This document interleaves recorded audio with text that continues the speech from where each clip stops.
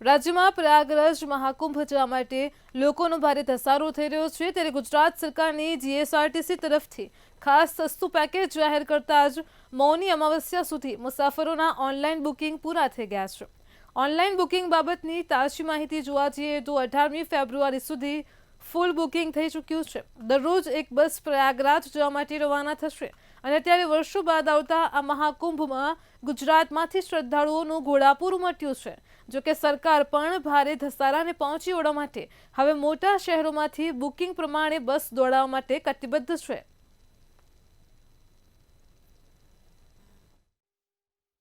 આ બસ મહાશિવરાત્રી સુધી દરરોજ એક બસનું પ્રસ્થાન છે। એનું ઓનલાઈન બુકિંગ GSRTC.in ની વેબસાઇટ ઉપર, નિગમની વેબસાઇટ ઉપર, એસટી નિગમની વેબસાઇટ ઉપર તેમજ ગુજરાત ટુરિઝમની વેબસાઇટ ઉપરથી બુકિંગ થશે।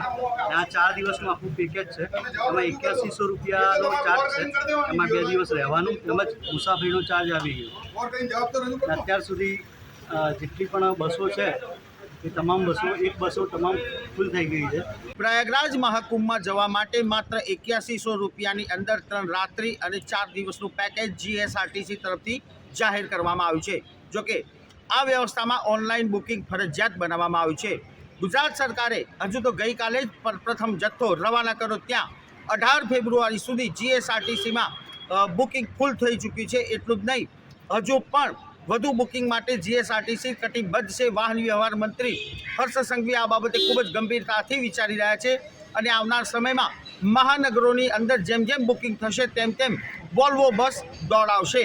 જરૂર પડે તો રેલવેની સુવિધા ઉપલબ્ધ કરાવવા માટે પણ વાહન વ્યવહાર મંત્રી અત્યારથી જ કવાયત શરૂ કરી છે, પરંતુ જીએસઆરટીસીમાં 18 ફેબ્રુઆરી સુધી ફૂલ બુકિંગ થઈ ગયું છે। તમામ વયના લોકો અત્યારે મહાકુંભ તરફ પ્રયાણ કરી રહ્યા છે। ટૂંક સમયની અંદર જેમ જેમ બુકિંગ થશે તેમ તેમ વધુ વોલ્વો સુવિધા ગુજરાત સરકાર ઊભી કરશે, પરંતુ હાલ 18 ફેબ્રુઆરી સુધી નવા બુકિંગ થવાની સંભાવનાઓ નહિવત જોવા મળી રહી છે। ગુજરાત સરકારે ભ્રષ્ટ અધિકારીઓ સામે ઓપરેશન ગંગાજળ શરૂ કર્યું છે અને જેમાં ભ્રષ્ટ અધિકારીઓને ચાલુ નોકરીએ જ પ્રીમેચ્યોર રિટાયરમેન્ટ આપવાનું શરૂ કર્યું છે। ગુજરાત સરકારે અત્યાર સુધીમાં 55થી વધારે ભ્રષ્ટ અધિકારીઓને ઓપરેશન ગંગાજળ હેઠળ ચાલુ નોકરીએ જ પ્રીમેચ્યોર રિટાયરમેન્ટ આપીને ઘરે બેસાડી દીધા છે, જેમાં વધારો કરતા સરકાર આજે નર્મદા નિગમ અને ઇજનેર વિભાગના અધિકારીઓને પણ પ્રીમેચ્યોર રિટાયરમેન્ટ આપી દીધું છે।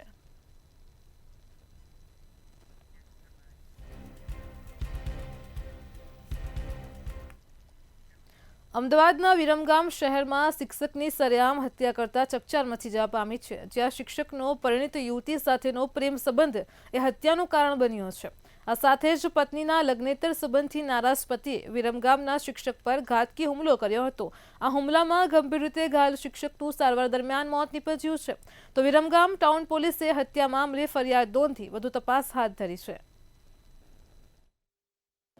મરણ જણાનું નામ નરેશ જયસંગભાઈ ચાવડા છે।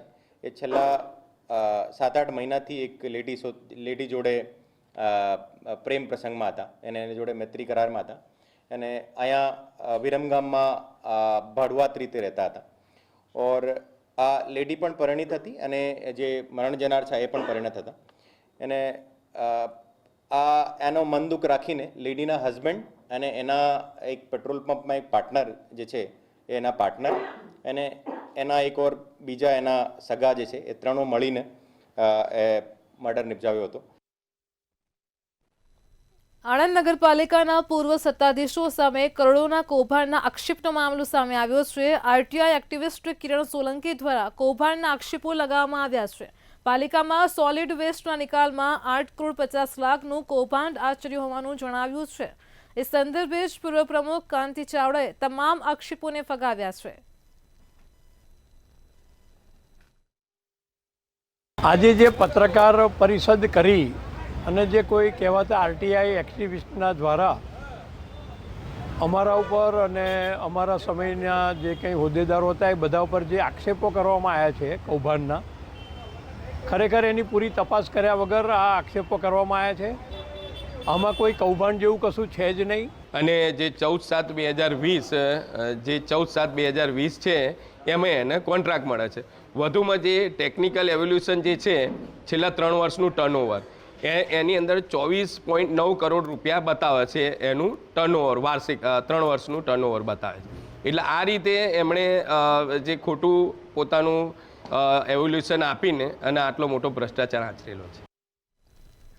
સુરેન્દ્રનગર મહાનગરપાલિકા દ્વારા સ્વિમિંગ પુલ અને જીમનું લોકાર્પણ કરાયું હતું, પરંતુ આ લોકાર્પણ બાદ પણ તાળા લગાવેલા જોવા મળી રહ્યા છે અને ત્યારે લોકાર્પણની ઉતાવળ કરવામાં આવી હોવાનો ઘાટ સર્જાયો છે. 2 કરોડ ને 70 લાખના ખર્ચે બનાવેલ સ્વિમિંગ પુલ અને જીમમાં તાળા લાગેલા હોવાથી લોકોમાં રોષ જોવા મળ્યો હતો. જ્યારે સુરેન્દ્રનગર નગરપાલિકાનો વહીવટ બોગસ હતો, અત્યારે તો મહાનગરપાલિકા થઈ છે, ત્યારે કમિશનર અને વહીવટદારે આ બાબતે કડક તકેદારી પગલાં લેવા જોઈએ. સરકાર શ્રી મેરેથોન દોડ અને જે કસરત વિભાગને જે ઝુંબેશ બોલાવી રહી છે, પણ હકીકત તો જે નગરપાલિકા દ્વારા બનાવેલું જે જીમખાન જે છે, કસરત વિભાગ છે, એ બંધ છે. એને ચાલુ કરવું જોઈએ, જેથી નાના જે કસરત કરવા આવતા હોય એ કસરત કરી શકે. ત્યાં એવી ફૂટપાથ નથી કે જે માણસો સવારમાં ડેલી વોકિંગ કરી શકે, એવી કોઈ જગ્યા નથી સુરેન્દ્રનગરમાં. જેવા જીમખાનું ચાલુ થાય અને સ્નાનાઘાટ ચાલુ થાય તો લોકોને ઘણો બધો ફાયદો થશે. લાખો રૂપિયાના ખર્ચે પબ્લિકની સુવિધા માટે નગરપાલિકા તરફથી સ્વિમિંગ પુલ અને બાગ બગીચાઓ બનાવવામાં આવે છે, પરંતુ લોકાર્પણના ઉતાવળમાં કરવા માટે અને પોતાનું વાહવા સારી કરવા માટે ઉદ્ઘાટન કરી નાખ્યા, પણ હજી સુધી તાળાબંધી છે. તાળા ખોલવામાં આવે અને પબ્લિક માટે ખુલ્લું મૂકવામાં આવે એવી માંગણી છે. અમદાવાદના ધોળકામાં એટીએસ દ્વારા ડ્રગ્સના ગોડાઉનનો પર્દાફાશ કરવામાં આવ્યો છે. એટીએસ દ્વારા આશરે 50 કરોડની રકમનો ડ્રગ્સનો જથ્થો જપ્ત કરાયો હતો. પુલન ચોકડી વિસ્તારમાં આવેલ દેવમ ઇન્ડસ્ટ્રીયલ પાર્કના ગોડાઉનમાં એટીએસે દરોડા પાડ્યા હતા. ખંભાત ડ્રગ્સ મુદ્દે આરોપીની પૂછપરછ બાદ એટીએસ દ્વારા કાર્યવાહી કરવામાં આવી છે. આરોપીએ માહિતી આપતા જ એટીએસ દ્વારા મોડી રાત્રે કાર્યવાહી કરાઈ છે. મોડી રાત્રે એટીએસની ટીમ દ્વારા ધોળકામાં સર્ચ ઓપરેશન હાથ ધરવામાં આવ્યું હતું. ત્યારે ગોડાઉનમાંથી મોટી માત્રામાં નશીલી દવાનો જથ્થો ઝડપાયો છે.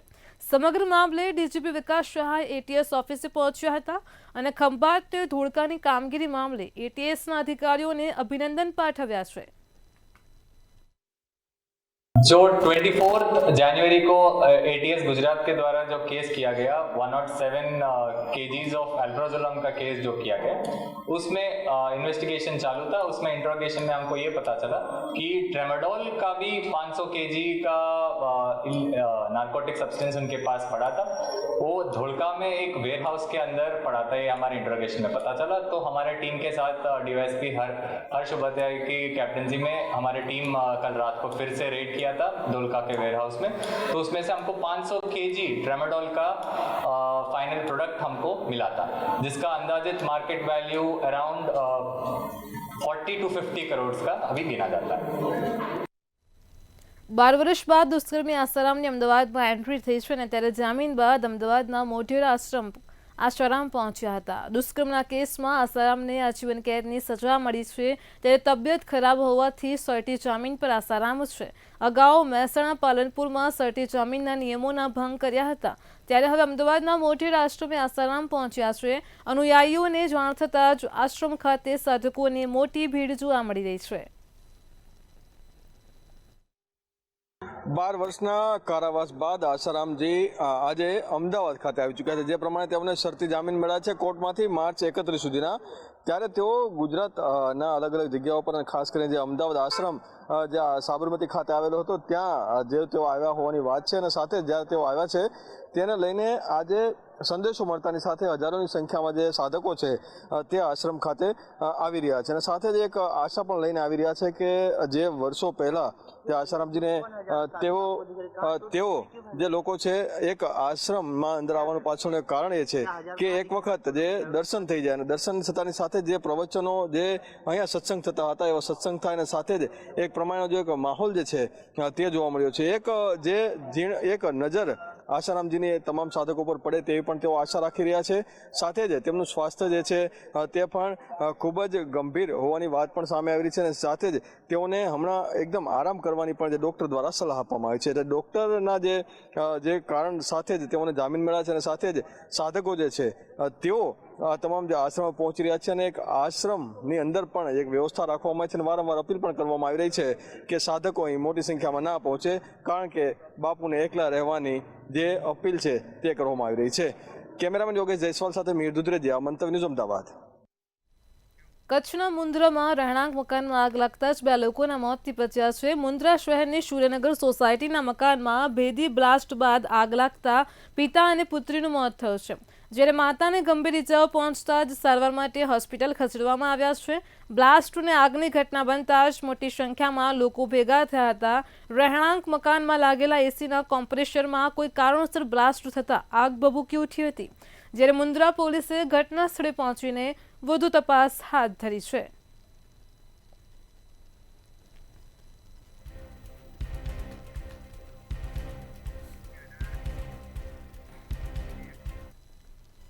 મહેસાણા મનપા દ્વારા દબાણ હટાવવાની કામગીરી હાથ ધરવામાં આવી હતી. રાધનપુર રોડ પર મનપાની ટીમ દ્વારા કામગીરી કરવામાં આવી હતી. રાધનપુર રોડ પર 367 વેપારીઓને નોટિસ અપાઈ હતી. 67 દબાણ દૂર કરવામાં આવ્યા હતા તેમજ વધુ દબાણ તોડવાની કામગીરી હાથ ધરાઈ હતી. રોડ પર શેડ, બાંધકામ, બ્લોક, દિવાલ સહિતના દબાણો હટાવવામાં આવ્યા હતા. હોટલ, શોરૂમ, દુકાન આગળના તમામ દબાણો દૂર કરવામાં આવ્યા છે.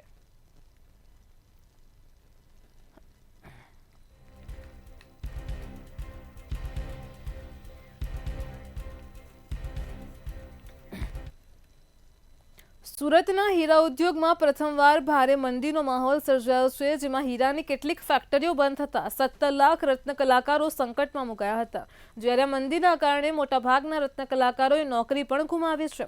હીરા ઉદ્યોગમાં મંદીનું કારણ લેબગ્રોન ડાયમંડ હોવાનું સામે આવ્યું છે. મંદી વચ્ચે ઉદ્યોગપતિ ગોવિંદ ધોળકિયાનું નિવેદન સામે આવ્યું છે. નિવેદન આપતા જણાવ્યું છે કે લેબગ્રોન કિલોના ભાવે અને ટનબંધી વજનમાં વેચાશે. ગોવિંદ ધોળકિયાના નિવેદનથી વિવાદ વકરવાની પણ સંભાવના છે. લેબગ્રોન વિરુદ્ધમાં અગાઉ પણ નિવેદન આપનાર ગોવિંદ ધોળકિયા વિરુદ્ધ હીરા ઉદ્યોગમાં આંતરિક રોષ વ્યાપ્યો છે.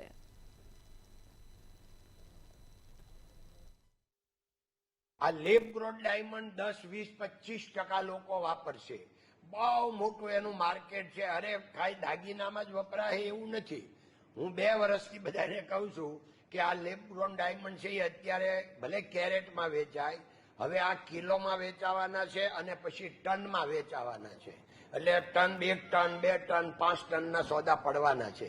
અને એકલા જ્વેલરીમાં નહીં એનો ઉપયોગ થાય, અત્ર તત્ર સર્વત્ર. એટલે તમને ને અમને આ લેબગ્રોન ડાયમંડ ક્યારે. અમદાવાદમાં વીએસ હોસ્પિટલનું વર્ષ 2025-26નું બજેટ રજૂ કરવામાં આવ્યું હતું. આ બજેટમાં મશીનરી ખરીદી અને દર્દીઓને સુવિધાઓ આપવાની જાહેરાત કરાઈ છે. તેમજ અમદાવાદ મ્યુનિસિપલ કોર્પોરેશનનું એએમટીએસનું વર્ષ 2025-26નું બજેટ ₹705 કરોડ મંજૂર કરવામાં આવ્યું હતું. આ બજેટમાં નવા રૂટ અને નવી બસોની જાહેરાત પણ કરવામાં આવી હતી. તો વિપક્ષ નેતા શહેજાદ ખાન પઠાણે વીએસ હોસ્પિટલના બજેટ અને એએમટીએસ બજેટ મામલે તીખી પ્રતિક્રિયા આપી છે. શહેજાદ ખાન પઠાણે વીએસ હોસ્પિટલ ભાજપના લીધે બગડ્યું હોવાનો આક્ષેપ કર્યો છે, જ્યારે એએમટીએસ બજેટને ખોખલું અને દેવાદારવાળું બજેટ ગણાવ્યું હતું. કોર્પોરેશનનું એએમટીએસ સફેદ હાથી હોવાનું વિપક્ષ નેતાએ કહ્યું છે. વીએસ હોસ્પિટલની અલગ અલગ બ્રાન્ચીસ ચાલે છે.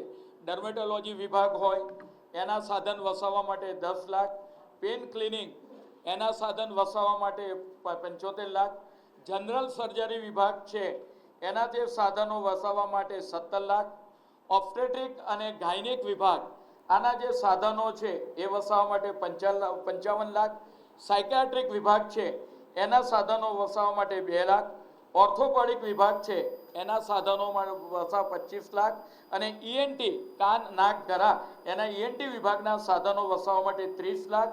पिछले 10 वर्षों में भारतीय जनता पार्टी ने वीएस अस्पताल के लिए 1736 करोड़ रुपए का बजट उसके सुधारे के तौर पे रखा गया था. लेकिन आप देख सकते हो कि पिछले 10 साल में यदि 1700 करोड़ से अधिक का budget Bharatiya Janata party VS अस्पताल के लिए रखती हो और वीएस अस्पताल की इस प्रकार की परिस्थिति यदि दिखाई देती हो तो ये साफ बताया जा सकता है कि अहमदाबाद म्युनिसिपल कॉरपोरेशन में भारतीय जनता पार्टी वीएस अस्पताल के नाम पर अहमदाबाद शहर की जनता को गुमराह कर रही है. અમદાવાદમાં એએમસી સ્કૂલ બોર્ડનું ₹1155 કરોડનું બજેટ મંજૂર કરવામાં આવ્યું છે. 12 કરોડના વધારા સાથે વર્ષ 2025-26નું બજેટ મંજૂર કરવામાં આવ્યું છે. બજેટના 90.22% પગાર અને પેન્શન પાછળ વપરાશે. આ સાથે જ ₹86.10 કરોડ શિક્ષકો અને શૈક્ષણિક પ્રવૃત્તિઓ પાછળ ખર્ચાશે. તો શાળાની માળખાકીય સુવિધાઓ પાછળ ₹26 કરોડ 84 લાખ ખર્ચાશે. આ સાથે જ વિકસિત ભારત 2047 સંકલ્પ વિદ્યાર્થીલક્ષી કાર્યશાળાઓ પણ બનશે. નગર પ્રાથમિક શિક્ષણ સમિતિ અમદાવાદનું જે બજેટ સત્તાધારી પક્ષનું જે 12 કરોડના વધારા સાથે 1155 કરોડનું બજેટ સર્વાનુમતે મંજૂર કરવામાં આવ્યું છે. અહીંયા આગળ મને જણાવતા આનંદ થાય છે કે આપણા દેશના યશસ્વી પ્રધાનમંત્રી નરેન્દ્રભાઈ મોદી સાહેબનું જે NEP 2020 અંતર્ગત જે કંઈ બી આયામો છે અને વિકસિત ભારત 2047ના જે કંઈ બી તેમના લક્ષ્ય છે તેને સિદ્ધ કરવાનો એક પ્રયાસ સ્કૂલ બોર્ડ દ્વારા કરવામાં આવનાર છે. રાજ્ય સરકાર દ્વારા જાહેર કરવામાં આવ્યું છે કે ગુજરાતમાં હાલ ટેકાના ભાવે મગફળીની અત્યાર સુધીની સૌથી રેકોર્ડ ખરીદી કરવામાં આવી છે. ગુજરાત સરકારના જણાવ્યા અનુસાર ગુજરાતભરમાં અત્યારે મગફળી અને સોયાબીન સહિતના ખરીફ પાકોની ટેકાના ભાવે ખરીદી પૂરવેગે ચાલી રહી છે. આ વર્ષે મગફળી પાકનું કુલ 18,80,000થી વધુ હેક્ટરમાં રેકોર્ડ બ્રેક વાવેતર થયું હતું, જે ગત વર્ષની સરખામણીએ 2.5 લાખ હેક્ટર વધારે છે. અને ત્યારે અત્યાર સુધી રાજ્ય સરકાર દ્વારા 197 ખરીદ કેન્દ્રો ખાતેથી 2,98,000થી વધુ ખેડૂતો પાસેથી ₹6700 કરોડથી વધુના મૂલ્યની કુલ 10 લાખ મેટ્રિક ટન જેટલી મગફળીની ખરીદી કરાઈ છે. તો આ વર્ષે મગફળીના ટેકાના ભાવે અત્યાર સુધી સૌથી રેકોર્ડ બ્રેક ખરીદી થઈ છે. ખરીદી કરવા માટે રાજ્યમાં 198 જેટલા ખરીદ કેન્દ્રો શરૂ કરેલ અને અત્યાર સુધી ટેકાના ભાવે લગભગ ₹6,700 કરોડના મૂલ્યની કુલ 10 લાખ મેટ્રિક ટન જેટલી રેકોર્ડ બ્રેક કહી શકાય તેટલી ટેકાના ભાવની ખરીદી મગફળીની કરવામાં આવી છે. વડોદરા કોર્પોરેશન દ્વારા વર્ષ 2025-26નું ડ્રાફ્ટ બજેટ રજૂ કરવામાં આવ્યું છે. ડ્રાફ્ટ બજેટ મામલે મ્યુનિસિપલ કમિશનરનું નિવેદન સામે આવ્યું છે. નિવેદનમાં જણાવ્યું છે કે 2024-25માં 5,558 કરોડનું ડ્રાફ્ટ બજેટ હતું અને ત્યારે વર્ષ 2025-26માં 6,213 કરોડનું બજેટ છે. 2,276 કરોડના ખર્ચે 881 નવીન કામ હાથ પર લેવાશે. તો મૂળભૂત જરૂરિયાત માટે નવા કામ હાથ પર લેવામાં આવશે. નાગરિકોના સૂચનોને બજેટમાં ખાસ પ્રાધાન્ય અપાશે. એ જ રીતે જે આગામી નાણાકીય વર્ષ 25-26 માટે રજૂ કરેલું જે ડ્રાફ્ટ બજેટ છે એની સાઇઝ 6,200 કરોડની છે, જેમાં ખુલતી શિલ્લક 2,428 કરોડ ઉપરાંત ચારે હેડ એટલે રેવન્યુ, કેપિટલ, ગ્રાન્ટ અને અનામત એના થકી 3,772 કરોડની આવક થવાનો અંદાજ અમે આકાર્યો છે. જ્યારે ખર્ચના બજેટ પેટે 4,043 કરોડનો અંદાજ બાદ વર્ષના અંતે 2,157 કરોડ બંધ શિલ્લક તરીકે રહેવાનો અંદાજ છે. મહેસાણામાં કડી તાલુકાના વડુગામ નજીક એક ખાનગી કંપનીમાં અજીબોગરીબ ઘટના બની હતી. લાયકા મેટલ કંપનીમાં કામદારો એકબીજા સાથે ગમ્મત કરતા જીવલેણ બનાવને અંજામ આપ્યો હતો. પ્રેશરવાળી હવા માટે ઉપયોગમાં લેવાતા કોમ્પ્રેસરની ભારે હવા ફેંકતી પાઇપ પ્રકાશ વણકર નામના કામદારની ગુડામાં અલ્પેશ વણકરે નાખી હતી અને ઘટનામાં ઘાયલ કામદાર પ્રકાશ વણકરનું મોત નીપજ્યું હતું. અલ્પેશ વણકર સામે મોત નિપજાવા બદલ નંદાસણ પોલીસે ગુનો નોંધીને વધુ તપાસ હાથ ધરી છે. અલ્પેશભાઈ જેમલભાઈ વણકર, જેમને જાણ હતી કે ભાઈ આ જે એર પાઇપનો જે એરનો પાઇપ છે પ્રેશર વાળો, એનો ઉપયોગ કરવાથી અથવા એને એર પુષ્કળ પ્રેશરમાં હોય છતાં જો ગુદા માર્ગે અથવા મળ માર્ગે જો અડાડી દેવામાં આવે તો તેનાથી માણસનું મૃત્યુ થઈ શકે એવું જાણવા છતાં તેમણે આવું કૃત્ય કરેલી અને જેના કારણે અલ્પેશભાઈ આવું કરેલું, જેના કારણે પ્રકાશભાઈનું મોત થયેલ છે. જે બાબતે ગઈકાલે સાંજે આરોપી અલ્પેશભાઈની પણ અટક કરેલ છે. રાજકોટની નાગરિક સહકારી બેંક ફરી એકવાર વિવાદમાં આવી છે. વર્ષ 2019થી જ બેંક સામે અરજદાર પ્રવીણ રાઠોડની લડાઈ કરવામાં આવી રહી છે અને અલ્પેશ કેશુભાઈ બારૈયા નામના વ્યક્તિની લોનમાં નામ ઉમેરી દીધું હોવાનું સામે આવ્યું છે. ત્યારે અરજદાર પ્રવીણ રાઠોડને બેંકે નોટિસ મોકલી અને ત્યારે જાણ થઈ હતી. અરજદાર પ્રવીણ રાઠોડ દ્વારા આરબીઆઈમાં ફરિયાદ કરવામાં આવી હતી. ફરિયાદ બાદ ભળતા નામથી ભૂલ થયાનું નાગરિક બેંકે સ્વીકાર્યું હતું અને ત્યારે બેંકની ભૂલના કારણે અરજદાર પ્રવીણ રાઠોડ હેરાન થયા છે.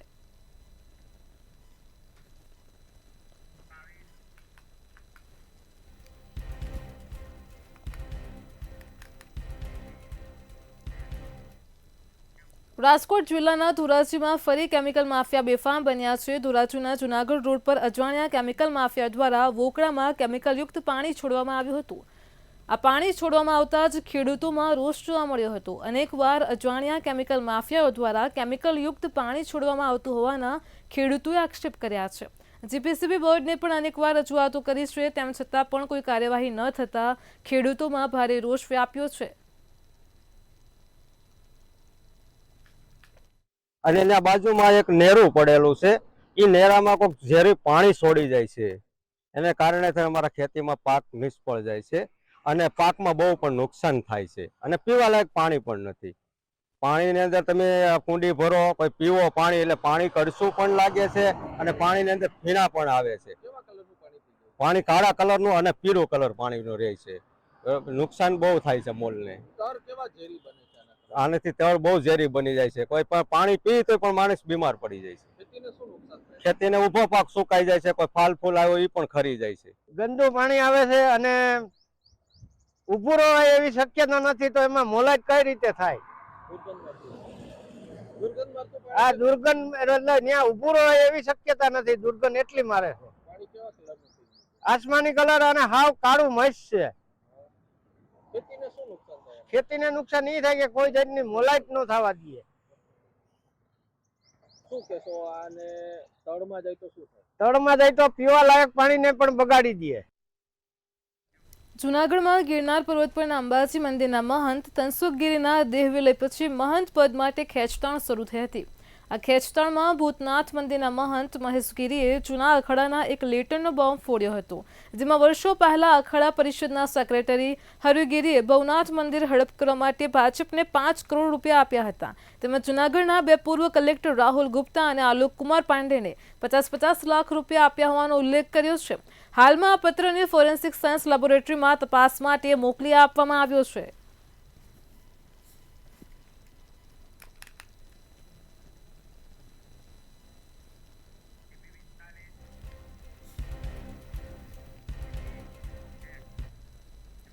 ભાવનગરના કળસાર ગામની સદભાવના હોસ્પિટલની બાજુમાં રહેતા પરિવારના ઘર પર ડિમોલિશન કરવામાં આવ્યું હતું. આ ડિમોલિશન કરતા જ કળસાર ગામની મહિલાએ આત્મહત્યાની કોશિશ કરી હોવાનું સામે આવ્યું છે. જશોદાબેનનો પરિવાર સરકારી પડતર જમીન પર 50 વર્ષ કરતાં પણ વધારે સમયથી વસવાટ કરી રહ્યો છે અને ત્યારે પરિવારનો આક્ષેપ છે કે અવારનવાર હોસ્પિટલો દ્વારા ડિમોલિશન કરવામાં આવે છે. મસમોટા પોલીસ કાફલાને લઈને અવારનવાર ધમકી આપવામાં આવે છે. અમે 50 વર્ષથી રહી છીએ. અમે નાની મારા બાપા મારા અમે બધા 10 સભ્ય છીએ. અમે મારા ભાઈઓને એને 8 છોકરીઓ બધી છે, સભ્યો 8 છે. બરોબર.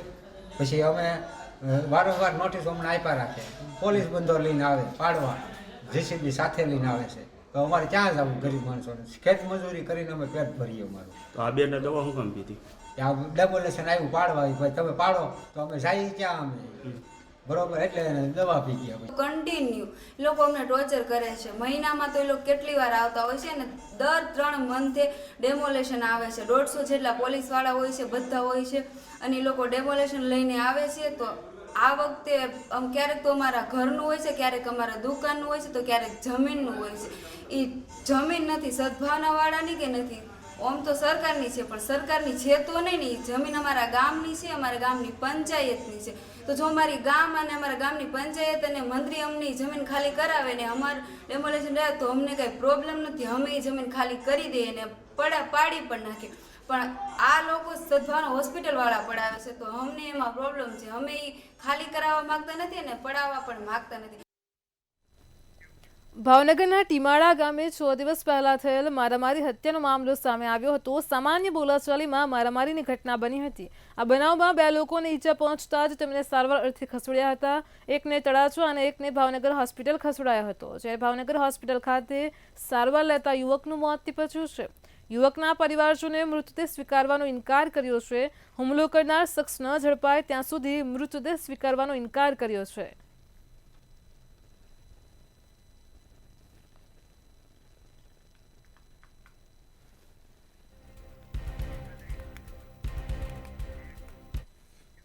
જામનગરના પંચેશ્વર ટાવર વિસ્તારમાં કોંગો ફીવર બીમારીનો કેસ સામે આવ્યો છે, જ્યાં 51 વર્ષીય પશુપાલક મોહનનું સારવાર દરમિયાન મોત નીપજ્યું હતું। છેલ્લા 5 વર્ષમાં શહેરમાં પ્રથમ કેસ નોંધાયો છે।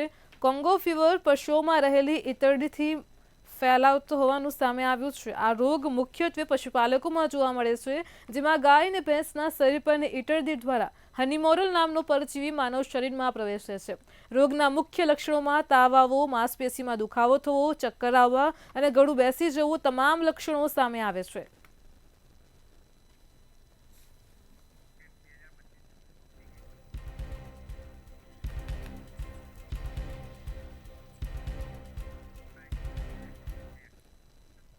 બે 2025-26નું બજેટ આગામી ફેબ્રુઆરીમાં રજૂ થવાનું છે।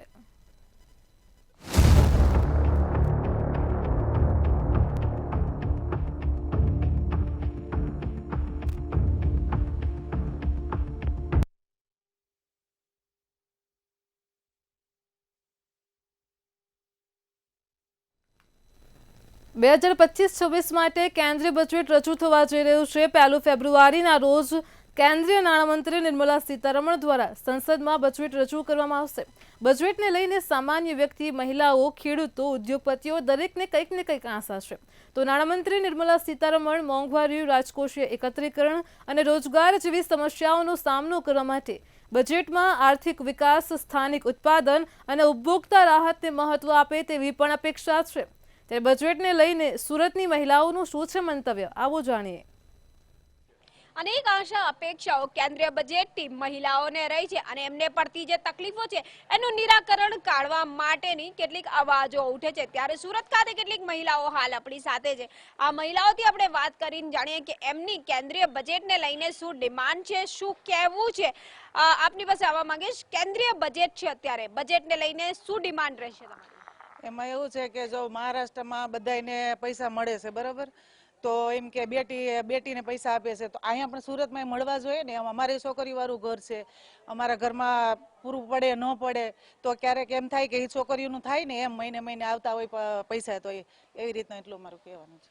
આપ શું માનો છો, શું ડિમાન્ડ સરકારથી રહેશે, શેની તકલીફો પડે છે?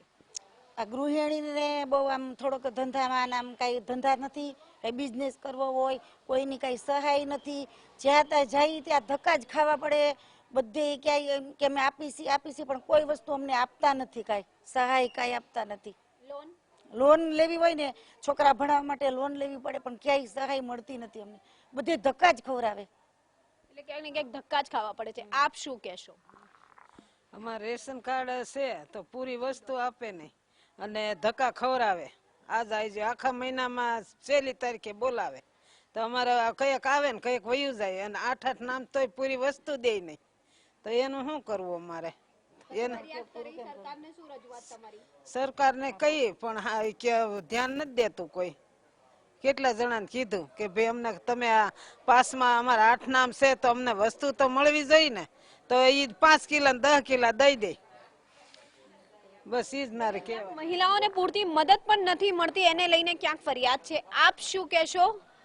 બહાર ફરવા જતા હોય અથવા બહાર આપણે કામકાજ માટે જતા હોય, મોંઘવારી નડતી હશે ખરી, શું કરવા? મોંઘવારી તો બેન બહુ નડે છે। છોકરાને અમે પ્રાઇવેટમાં બેસાડ્યો તો અમે ઉઠાડી લીધો, અમે એમ કે સરકારીમાં બેસાડી દી। શિષ્યવૃત્તિ માટે અમારે એટલા ધક્કા ખાવા પડ્યા કે ઓલી બેંકમાં જાઓ તો ત્યાં ખાતું ખુલી જાય, ઓલી બેંકમાં અમે 7-8 બેંક રખડી લીધી પણ કાગળિયા અમારે ઘટતા હતા, દેશના હતા, તો કે સુરતના હશે તો ચાલશે। હવે સુરતના અમારે કરાવવામાં 2 મહિના વયા જાય તો ત્યાં ટીચરને અમને એમ કહે કે તમે થોડુંક ફોર્સ કરે કે તમે જલ્દી કરો, પણ સરકારી કામમાં કોઈ ધક્કામાં જ અમને કાઢી મૂકે છે।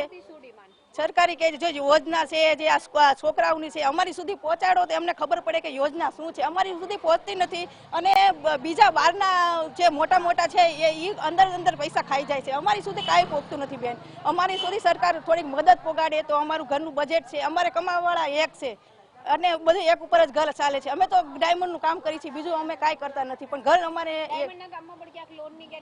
જરૂર પડે છે. અમે ધક્કા ઘણા ખાધા પણ નથી થતી. એમ કે દેશના ડોક્યુમેન્ટ છે તો અહીંયા કાંઈ નહીં થાય તમારે. હવે અમે સુરતમાં તો રળવા આવ્યા છીએ તો અમારે અહીંયા શું કરવું એમ.